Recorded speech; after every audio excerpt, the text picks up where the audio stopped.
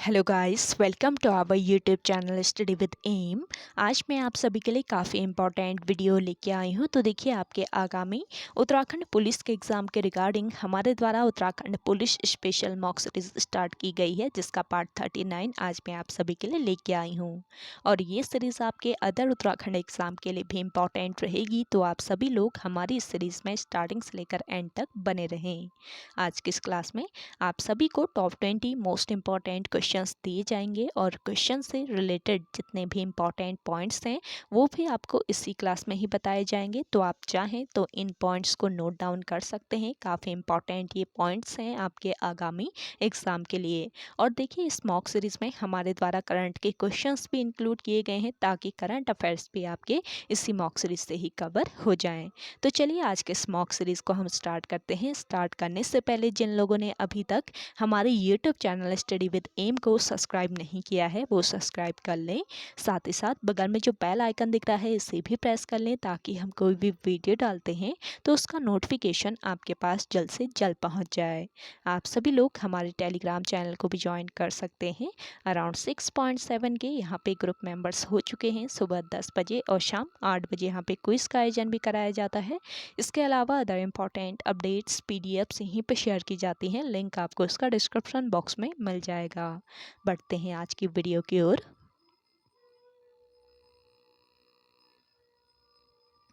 इस सीरीज का पहला क्वेश्चन है, हाल ही में किस राज्य के मुख्यमंत्री ने जनजातियों पर विश्व कोश जारी किया है? तो देखिए, हाल ही में ओडिशा राज्य के मुख्यमंत्री ने जनजातियों पर विश्व कोश जारी किया है। ऑप्शन फर्स्ट इस क्वेश्चन का करेक्ट आंसर है। देखिए, 26 सितंबर को ओडिशा के मुख्यमंत्री नवीन पटनायक ने जनजातियों पर आधारित एक विश्वकोश जारी किया, जिसमें प्रदेश में रहने वाले 62 आदिवासी समुदायों की परंपराओं और संस्कृतियों का संकलन मौजूद है।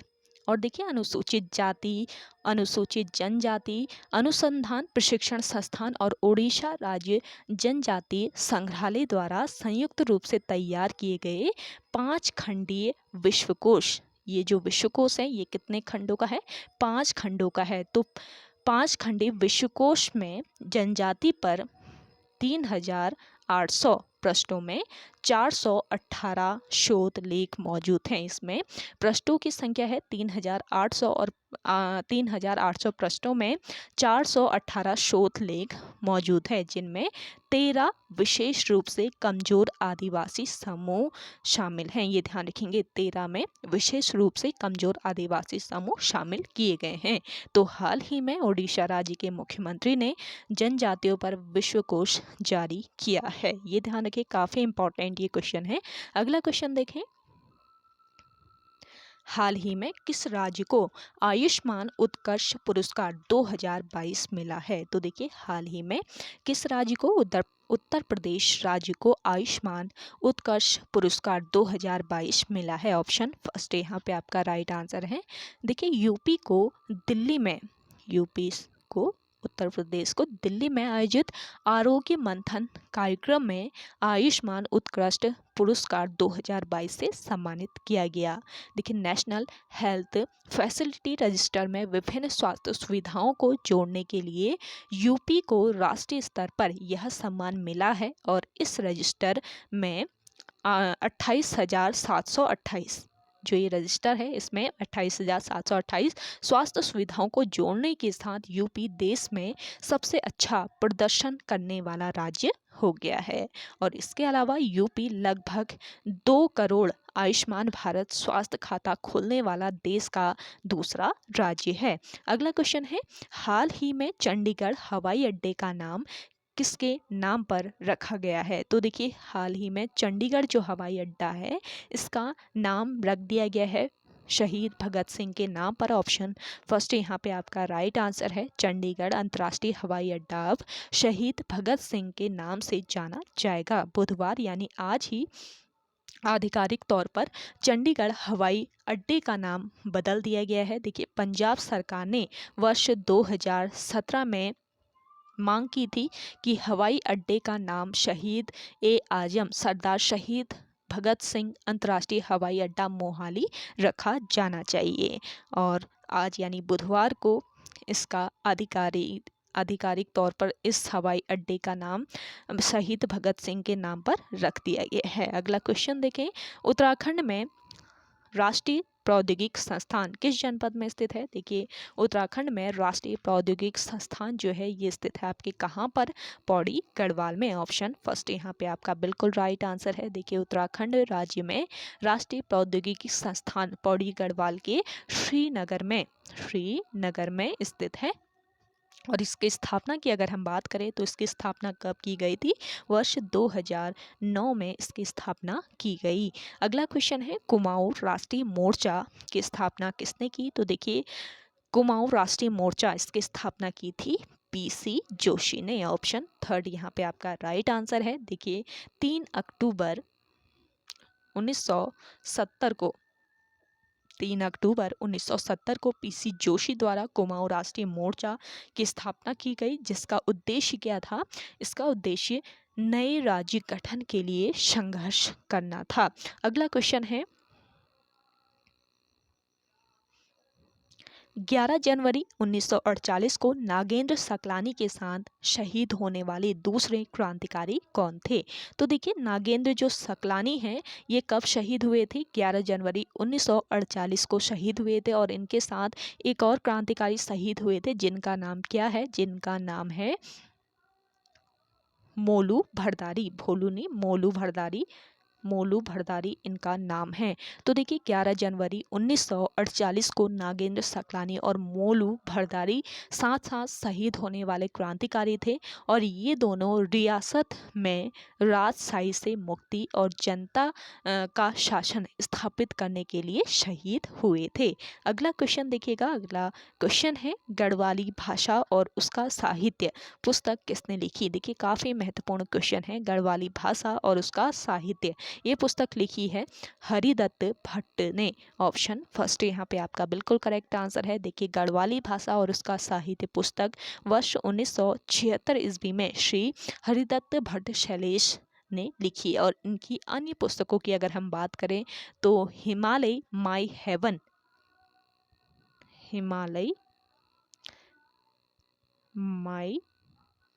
हेवन, और इसके अलावा एक और पुस्तक है इनकी जिसका नाम है शिखर और शिखर।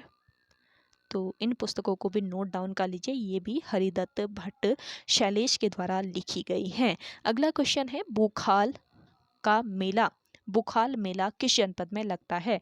तो देखिए, बुखाल मेला की अगर हम बात करें तो ये पौड़ी गढ़वाल में आयोजित होता है। ऑप्शन थर्ड यहाँ पे आपका राइट आंसर हो जाएगा। पौड़ी गढ़वाल के बुखाल में माता कालिका का मंदिर है। माता कालिका का यहाँ पर मंदिर है और यहाँ प्रत्येक वर्ष बुखाल मेले का आयोजन होता है। कालिका मंदिर में यह मेला लगता है। और यह मेला पहले पशु बलि प्रथा के लिए काफ़ी फेमस था। ये ध्यान रखेंगे, पशु बलि प्रथा जब होती थी तो उस समय पशु बलि प्रथा के लिए यह मेला काफ़ी प्रचलित था।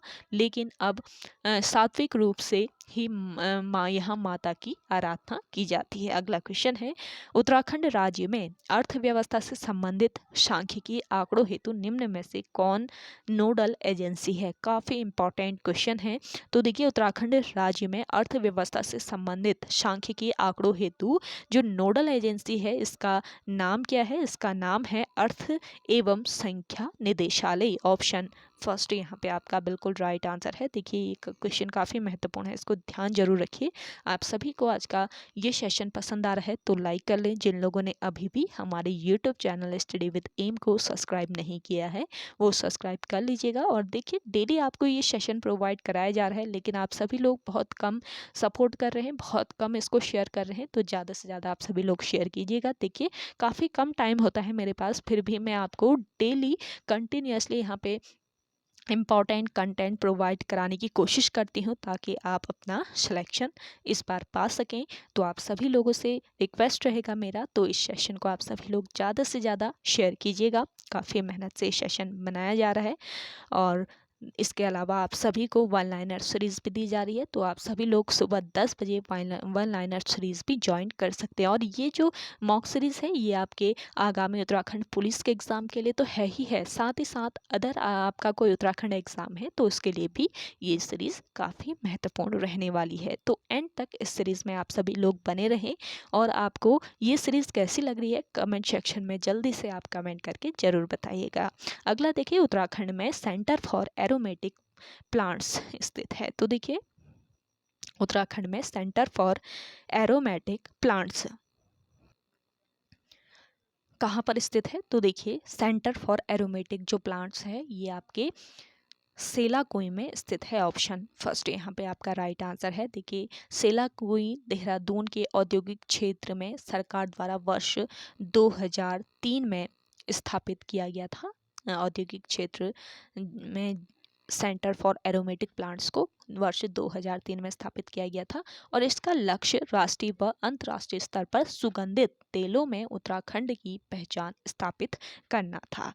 तो ये पॉइंट आप ध्यान रखेंगे। अगला क्वेश्चन है, लोक नृत्य बोहांग बिहू किस राज्य में प्रचलित है? देखिए, जो लोक नृत्य हैं, इसके अलावा आपके जो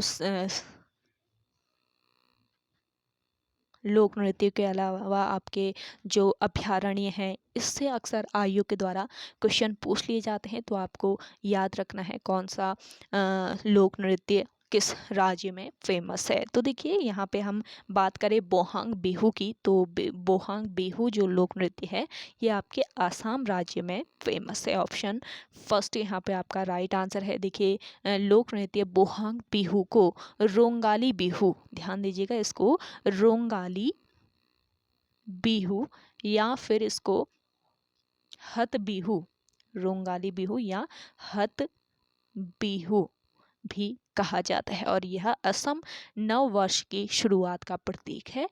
और देखिए, यह नृत्य फसल कटाई के समय किया जाता है। ये ध्यान रखेंगे, कब इस नृत्य को किया जाता है? फसल कटाई के समय किया जाता है। अगला क्वेश्चन देखिए, भारतीय संविधान के किस अनुच्छेद में सरकारी रोजगार में नागरिकों के लिए समान अवसरों का प्रावधान है? तो देखिए, काफ़ी इंपॉर्टेंट है। इसका जो राइट आंसर हो जाएगा ये हो जाएगा अनुच्छेद 16। ऑप्शन सेकेंड यहाँ पे आपका राइट आंसर है। भारत के संविधान के अनुच्छेद 16 में वर्णित है कि राज्य के किसी सरकारी रोजगार पद पर नियोजन या फिर नियुक्ति से संबंधित विषयों में सभी नागरिकों के लिए समान अवसर दिया जाएगा। तो आपका ऑप्शन सेकेंड यहाँ पे आपका राइट आंसर है। अगला क्वेश्चन देखिएगा, राष्ट्रीय शिक्षा दिवस प्रत्येक वर्ष कब मनाया जाता है? देखिए, राष्ट्रीय शिक्षा दिवस जो है ये प्रत्येक वर्ष कब मनाया जाता है? 11 नवंबर को मनाया जाता है और यह दिवस मौलाना अब्दुल कलाम आज़ाद की स्मृति में मनाया जाता है। तो किसकी स्मृति में राष्ट्रीय शिक्षा दिवस प्रत्येक वर्ष मनाया जाता है? पूछा जा सकता है आयोग के द्वारा। तो आपको याद रखना है, मौलाना अबुल कलाम आज़ाद की स्मृति में यह दिवस मनाया जाता है। अगला क्वेश्चन है, निम्न में से अकबर के दरबार में मुख्य चित्रकार कौन थे? तो देखिए, अकबर के दरबार में मुख्य चित्रकार जो थे ये थे मीर सैयद अली। ऑप्शन फोर्थ यहाँ पे आपका राइट आंसर है। अकबर के दरबार में मुख्य चित्रकार मीर सैयद अली थे और इन्होंने मजनू का जन्म लैला के समक्ष जंजीरों में जकड़ा मजनू जैसे चित्र बनाए थे। तो ये ध्यान रखेंगे, काफ़ी महत्वपूर्ण ये क्वेश्चन है। अगला क्वेश्चन देखें, सीजर कप किस खेल से संबंधित है? देखिए, सीजर कप जो है ये आपके किस खेल से ये संबंधित है? फुटबॉल से। ऑप्शन थर्ड यहाँ पे आपका राइट आंसर है। अगला क्वेश्चन है, कुमाऊं भाबर खेतिहार न्यास निधि की स्थापना किस वर्ष की गई? तो देखिए, कुमाऊं भाबर खेतिहार न्यास निधि जो है इसकी स्थापना की गई थी वर्ष 1906 में। तो ऑप्शन फर्स्ट यहाँ पे आपका राइट आंसर हो जाएगा। कुमाऊं भाबर खेतिहार न्यास निधि की स्थापना वर्ष 1906 में की गई। अगला क्वेश्चन देखिएगा, अगला क्वेश्चन है, सरस्वती पत्रिका का प्रकाशन किस वर्ष आरंभ किया गया? देखिए, सरस्वती जो पत्रिका थी इसका आरंभ किया गया था वर्ष 1900 में। ऑप्शन सेकेंड यहाँ पे आपका राइट आंसर है। सरस्वती हिंदी साहित्य की प्रसिद्ध रूप गुण संपन्न प्रतिनिधि पत्रिका थी और इस पत्रिका का प्रकाशन इंडियन प्रेस प्रयाग से वर्ष 1900 के जनवरी माह में प्रारंभ हुआ। किस प्रेस से इसका प्रकाशन होता था? इंडियन